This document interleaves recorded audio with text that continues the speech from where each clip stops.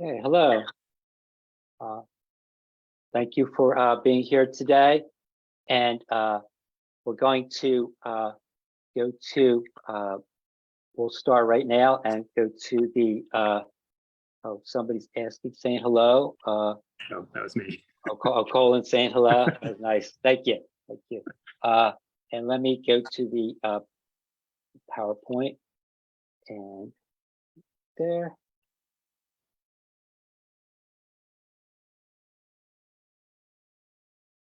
Okay. All right. Thank you. Today is Pumps and Speech Live with Colin Watson. And, you know, Pumps and Speech is about, it's either about aphasia, stroke, or adversity. So that's what we talk about here. And today for Coleman Watson, he is a filmmaker, a stroke survivor, advocate of stroke aphasia, apraxia, and promotes awareness for people with disabilities.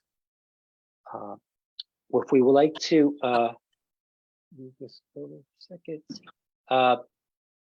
One thing with what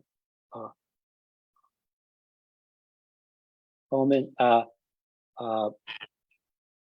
you mentioned that we have a common background of construction. Can you tell us about your experience, and did it help you develop a sense of value and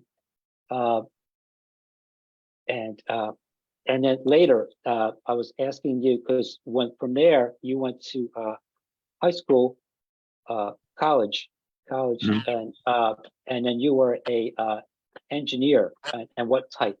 So if I could, let me stop you right there. Got that, and see if I could. Okay. Go ahead. Okay. Yeah, actually, I have been my entire life has been in construction, because when as a kid, my dad started his own home building business. So he has been in business for 45 years now.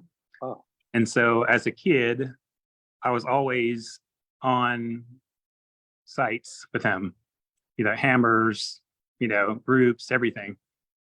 And he started his company when he was 18, and it built up into like big homes in Orlando. And so when I decided to go to college, I first decided to go to be an architect, but then I decided to move to construction management, Okay. So I that was my major, but my first job after college, it was being a engineer, and it was a constructional, that's like what's it called? Steel beams. So I was after college, I moved to Los Angeles for my first job, and I was a part of the team where we were building the Galen Center in LA, and basically that was just the basketball arena. And so we helped to build the steel beams for that. So I did that for about 5 years, and then decided to go to law school, and I wanted to do civil and construction and law. That's why I decided to be a patent attorney, and I used that knowledge to file a lot of patents for constructions projects. Wow. So Oh. it's very and it was kind of quirky way to to be attorney, I guess. But Yeah. But I was still into construction, even though I was an attorney for that. And my dad was I would say a plasterer, and my dad was a plasterer. My brother, my uncle. So it would give you a sense of for $1, and when working there, and then I went to college too afterwards, but but after I had left, or when I was done, I kept being a plasterer. So Yeah. so we're still I never had being in a engineer and stuff. That's something that having the patents and stuff, that was something. So thank you. And we're back right there. Hang on. Yes, you have. Go ahead.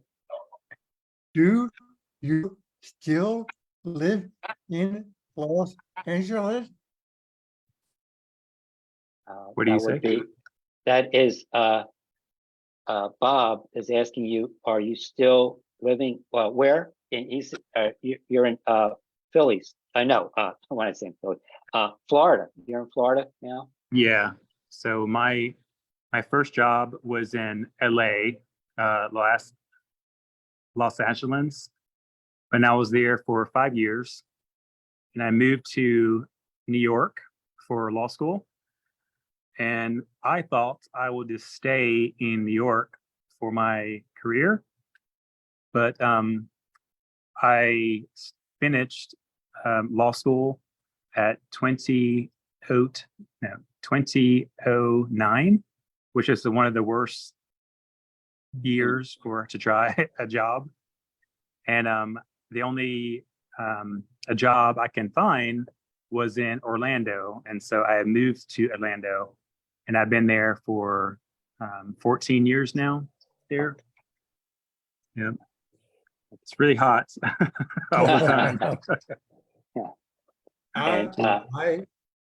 I live in South Pasadena, not far from Los Angeles. Oh, okay. Yeah. That's cool. And Daryl was a steel construction for, and he was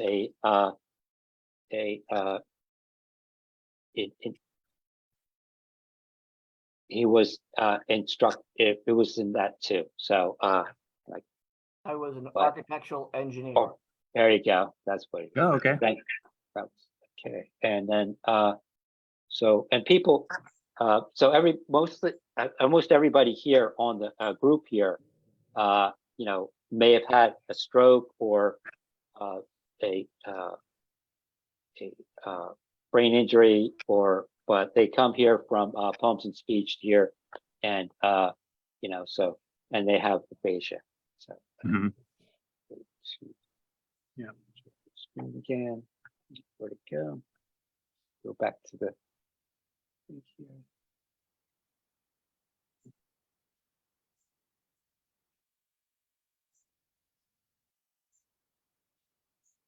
Okay. And one thing, so you actually you had a firm, your own firm, as a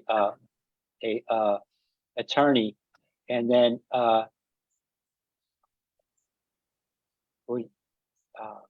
you were very successful in a high rated engineer firm. What did you think you were lacking in your life? And I think you were talking about it. Why did you? What appealed to you that? Mhm. And what exactly is a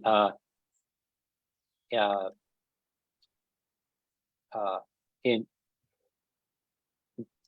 intellectual property? Yep. Okay. The first question really is, as a kid, I really wanted to be had a career where I felt I was really helping people with their problems. I did like construction, but it felt like for me, I was working on what do you call it? Commercial, and so it's basically just about money, you know.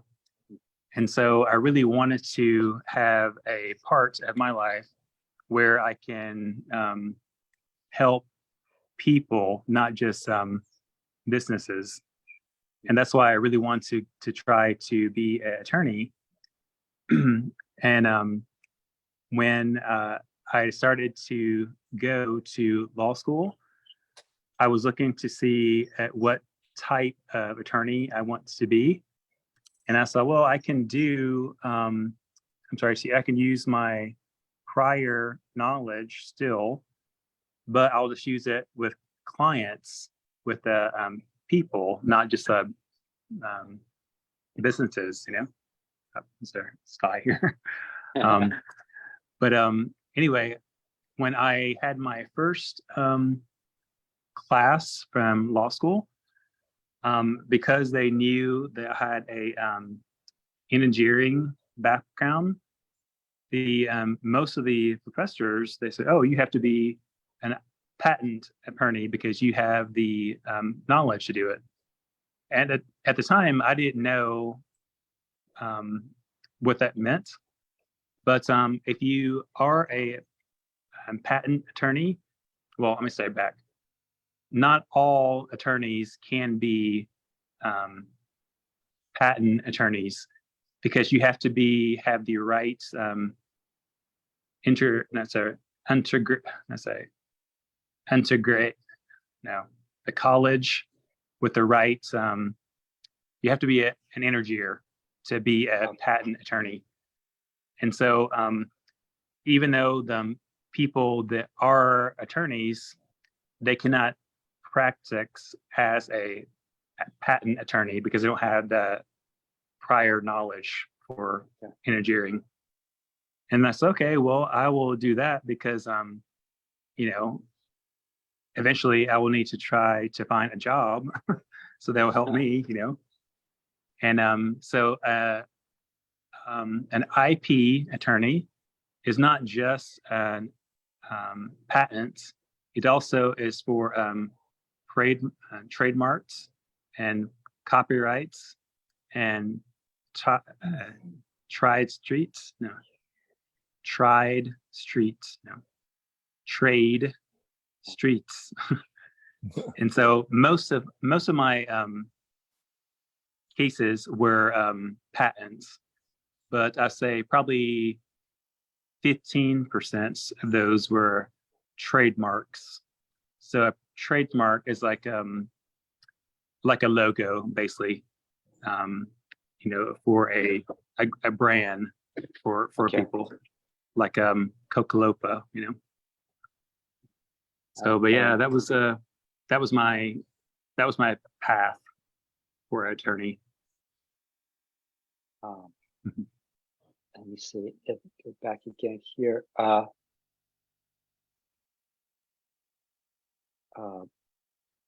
think that it was.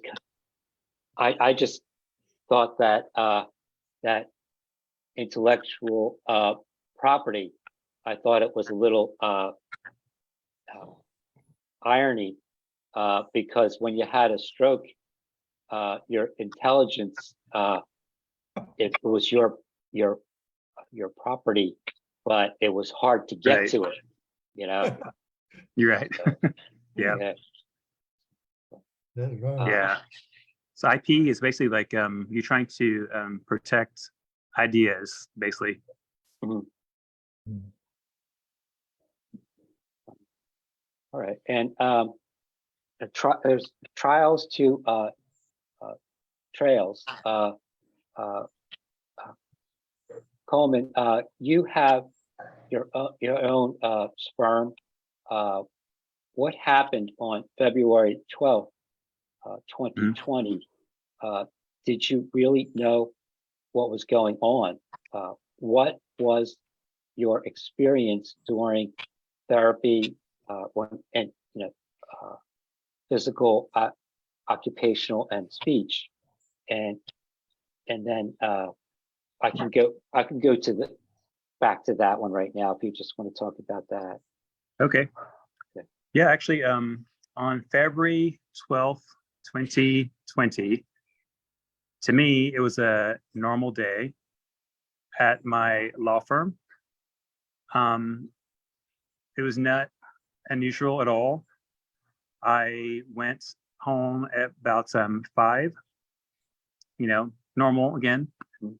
But when I got home, I started to feeling that I got a headache on the small, not a big one, and but then it started to do a little worse in my neck, and so I thought I was getting meningitis, you know. Oh yeah. And so actually I was on web medi no web mendi. So what's that mean? Web. Web. Is that for doctors? Yeah. Yeah. Yeah. I'm not sure which one it is, but yeah, I know what Yeah. you're talking about. Yes. Yeah. So I was doing that, and but suddenly I had the strange urge to stand and run, basically. But when I tried to stand, I could not walk or anything. Oh. And I thought that I will just actually the first thing in my mind was very clear to me. I felt I'm dying because I just felt something is wrong, Right. So I tried to get my son to my attention. He was 8 at the time. Right. And so he was upstairs and I was downstairs.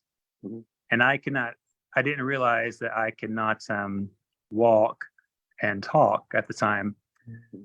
So he finally heard me, and immediately he started to cry because I didn't know my face was like distorted, but like it was, And I thought I was talking, but I wasn't because of the stroke, And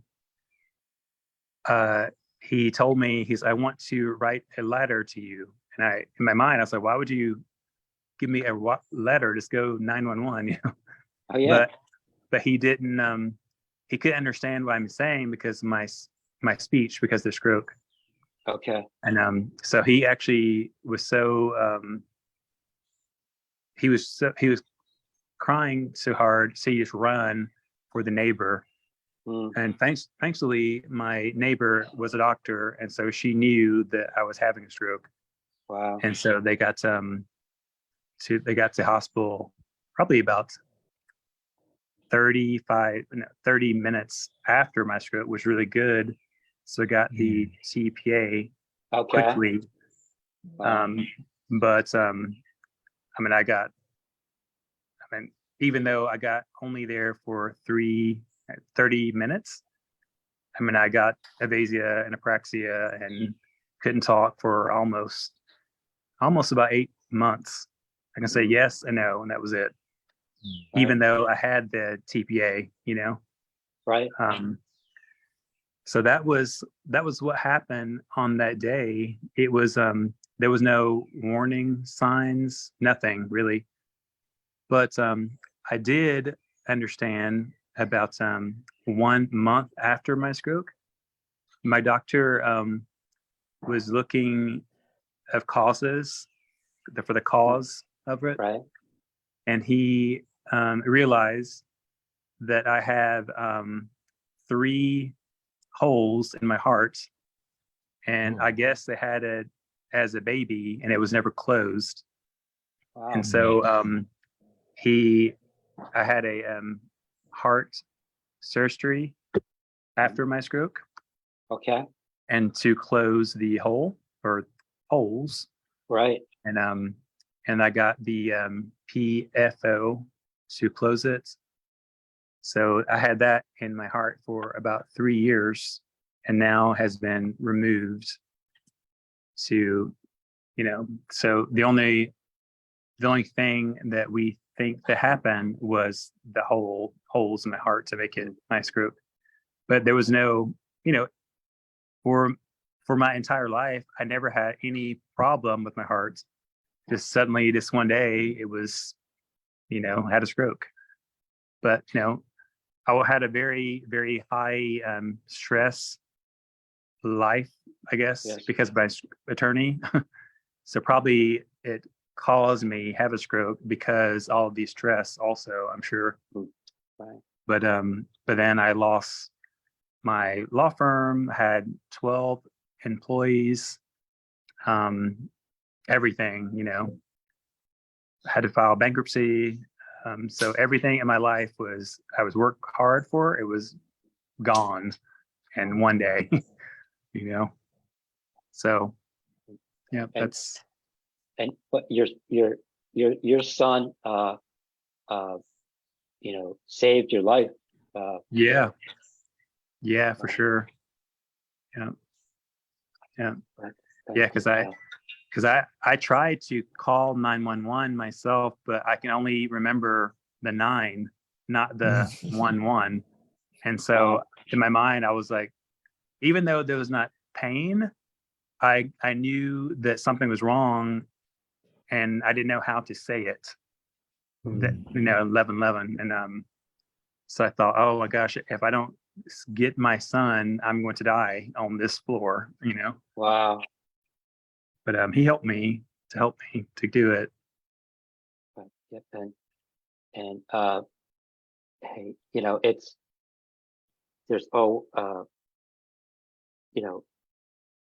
there's a new plan for you now, and but you're there.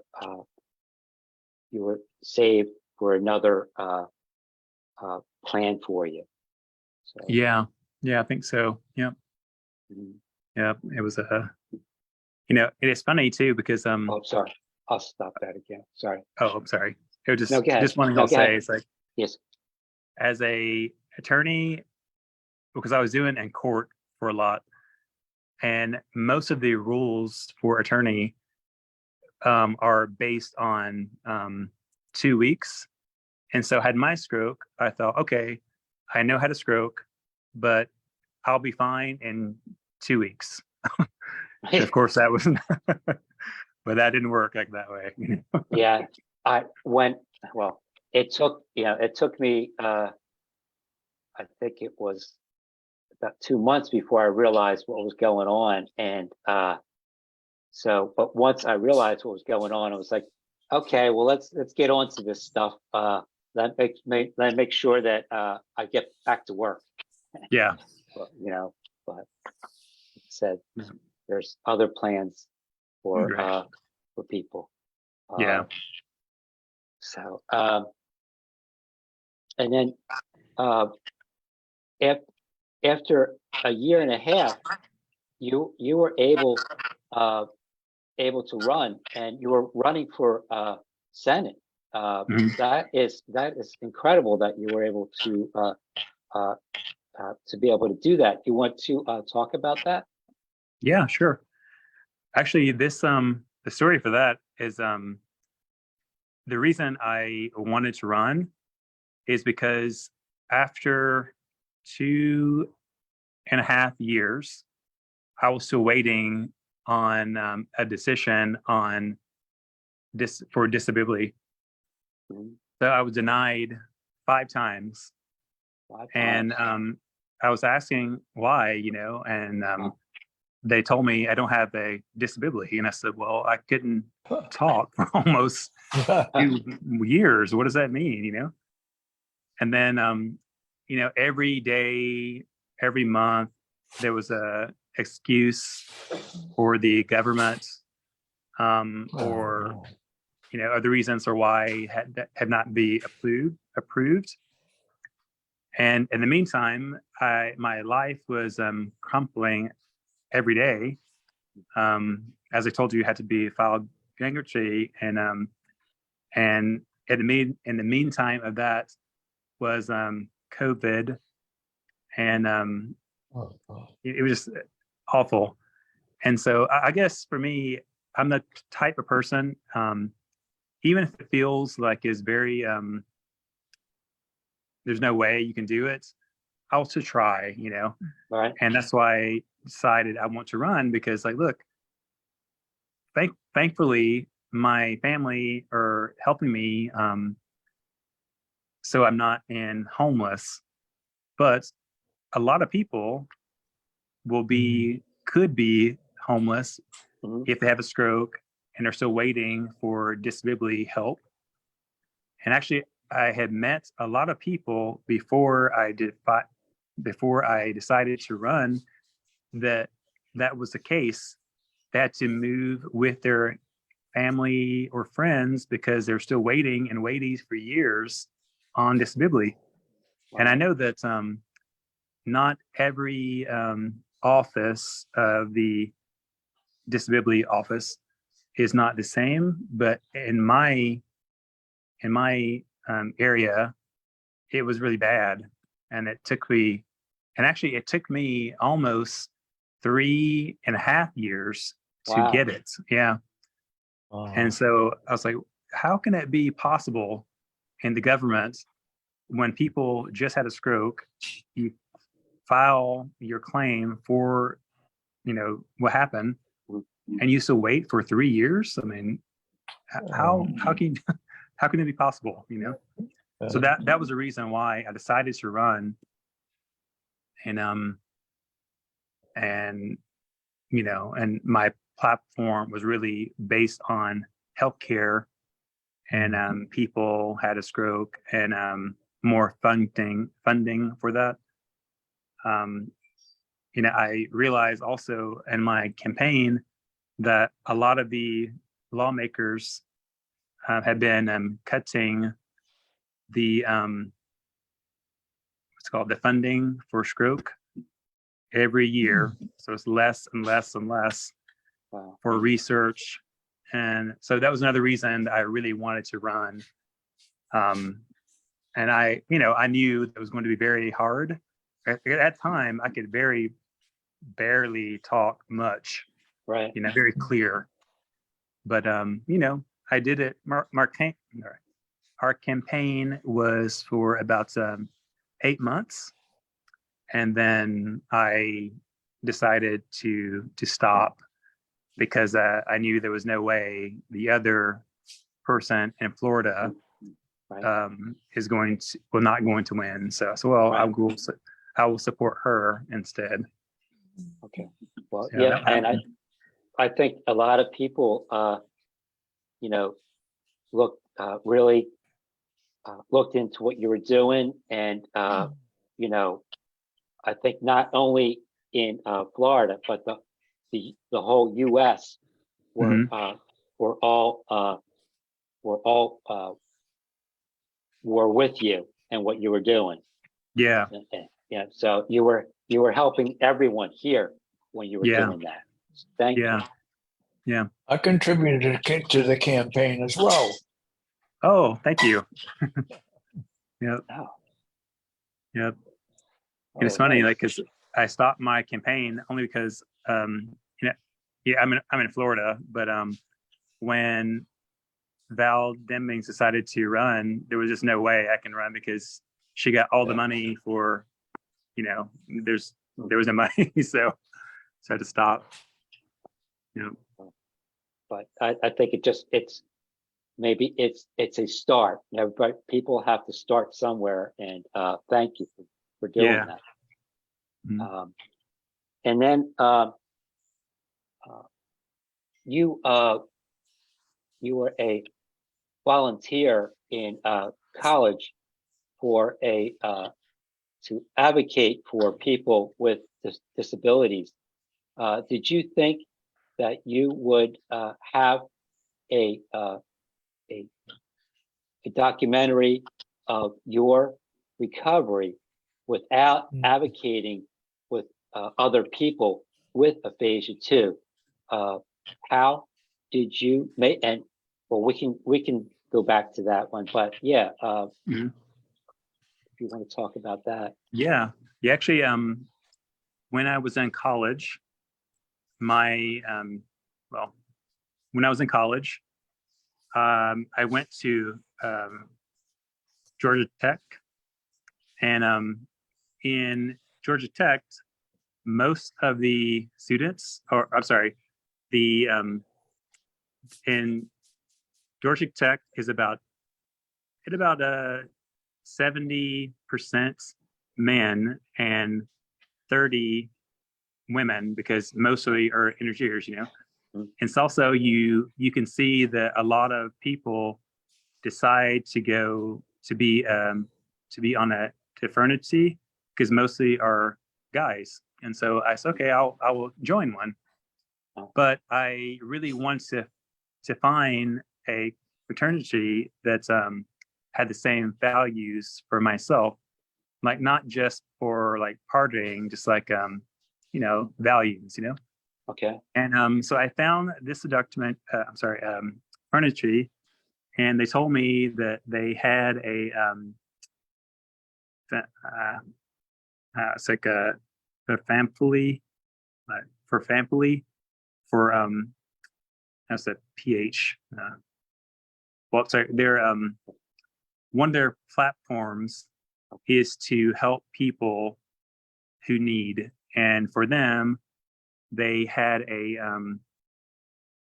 trip, and the name is the Journey of Hope, and it was a cross country trip from San I say San Bistro to Washington D.C. Okay. So basically, for 70 days, you just raise awareness for people who have any disability. So you're on your bicycle for about 8 hours per day. It's about 100 miles per day, and you stop for meet people on that have certain disabilities, and you visit with them. What's called a friendship ship, no, friendship visit for them. And so I was 20 at the time, but I remember going that when I didn't have a disability, but I could empathize for people that had one, and it felt that was so unfair.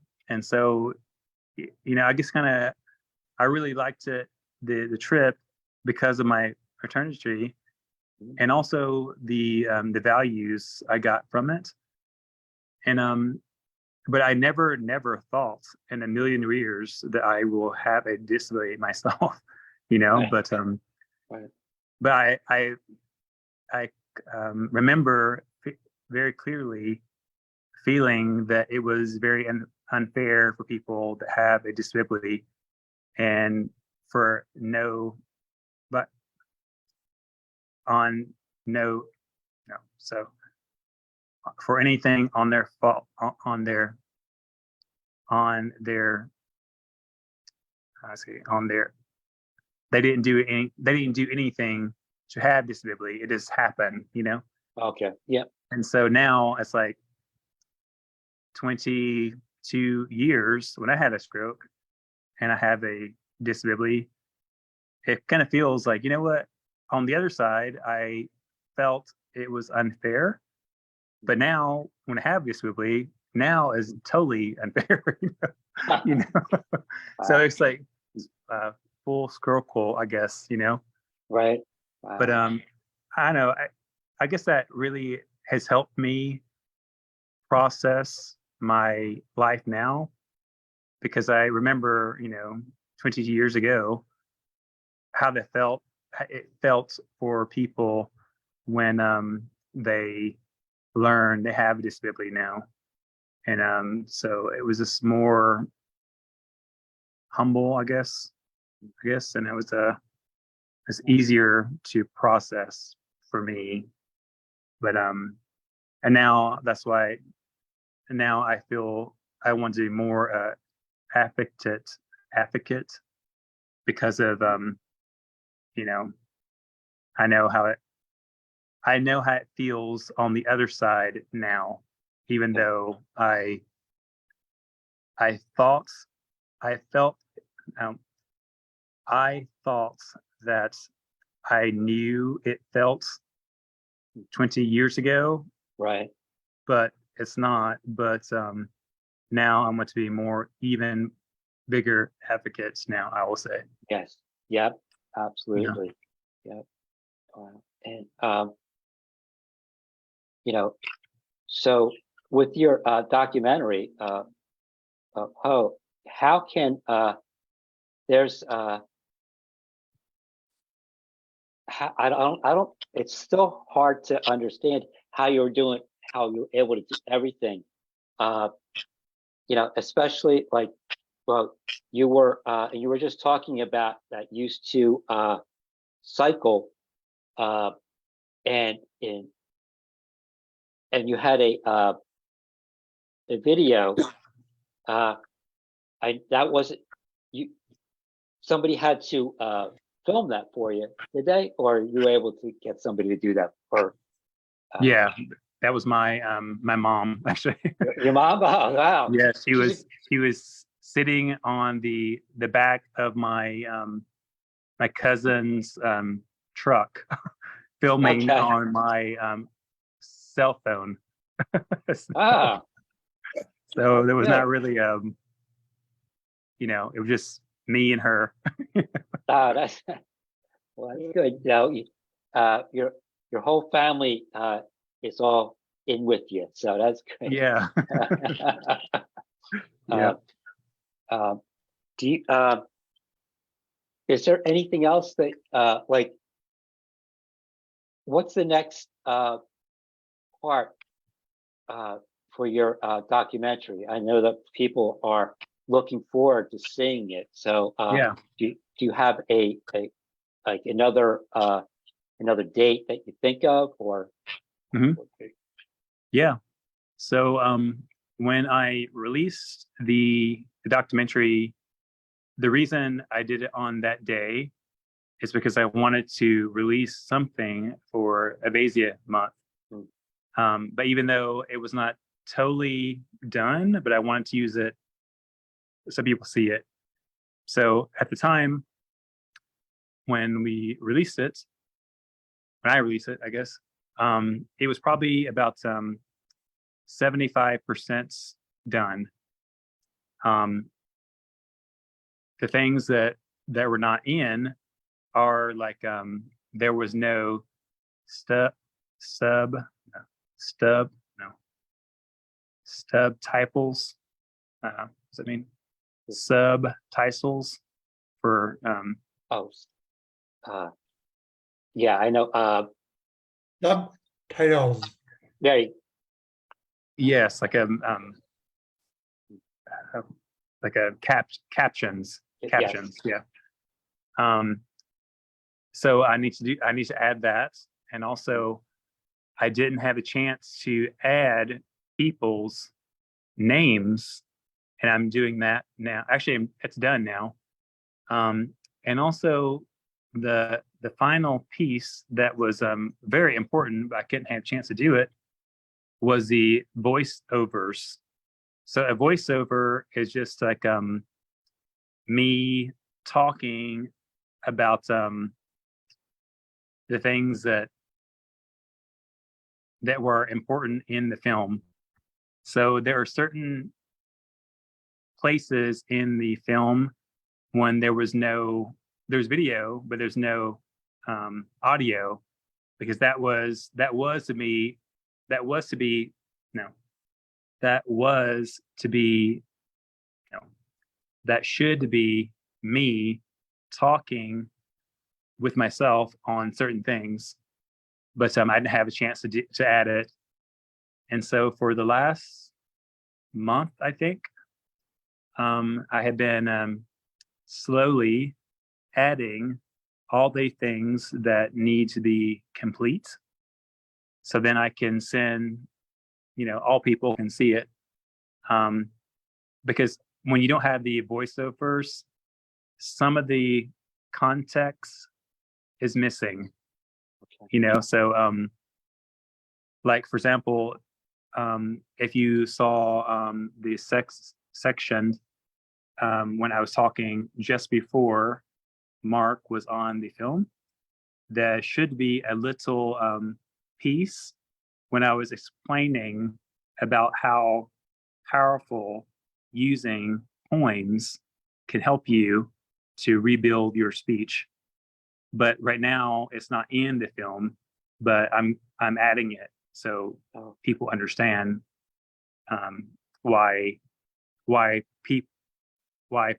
certain people are in the film, their names, and also the things that they were doing that will help you too. So after all these things are done, I'm going to enter the documentary into many film festivals, like the Sundance and all those. And actually, as you know, you probably kind of feel that I'm a little crazy because I tried to run for Senate, and also this past on the biking trip, So now I thought, since I'm done with documentary, maybe I'll just try to enter my film into the Oscars. And there actually is there's a category Everett, and the only thing is there's just a fee, and I'm going to do that, and there's a deadline, and I will meet that also too. So I'm going to enter it in the Oscars too, just to see. Wow. So we'll see. Wow. Well, that would be something.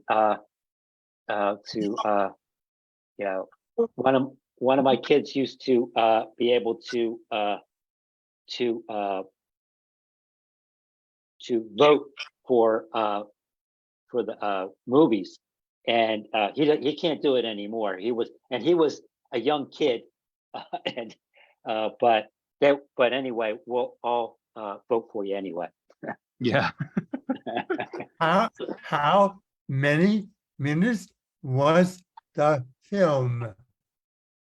So it was basically 2 hours, but there were some things I really wanted to add, which would make it 2 hours and 20 minutes. But when I look back, I'm like, maybe that was too long. Maybe I should cut more out.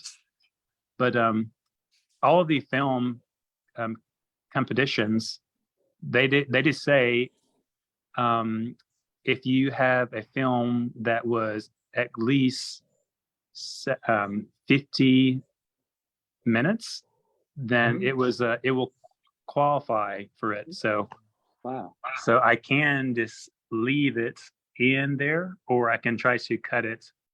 But right now it is in 2 hours. Great. Yeah. How big a problem was it editing the film? Oh, that was like Yeah. let me say, it was a nightmare. 'Cause that, 'cause, My nightmare. yeah, 'cause I I didn't, know. I mean, I didn't know anything for film when I started this. And I thought, I mean, I had a good handling over the last 2 or 3 years for just filming. But when I was done, filming was done, I need to try to edit. And I was like, okay, I know the software, but the problem is I had about 50 hours of footage to pick. And I was like, how am I going to do this? So I didn't, I needed a structure of how to say it, you know? So basically, there are, I use the story of my stroke for the things that I really helps me for my stroke as basically as a placebo idea. And so for me, a placebo was doing something new, like film or poem, or like acupuncture, or many things that will possibly help you in a new way. And so when I picked all of the issues and filmed all these people, I realized as so many people that I could only use about 3 to 5 minutes for each, which also very, very sad because, like, for example, I talked with Mark for about 1.5 hours, but on the documentary, you only see about 4 minutes of that, you know, which is sad, you know. But I also, when I learned that I can enter the film and the sand dance, I also knew that I can enter many other series of certain issues. So I'm going to enter the sand dance in the documentary, but also as a 8-part series of Evasia. So one would be on poems. Actually, there'll be one on let me see, like a how do we say? Well, it's like a. Well, like Doc a- is here. Oh, is it okay? Yeah, Doc he's is there, here. Yeah. Yep. So him and like Bob was on there, and all the people. I want to basically have a longer series for just on them, not just Okay. the documentary. Like I talked with Doc for almost about 2 hours, you know, so that was Wow. a lot of footage.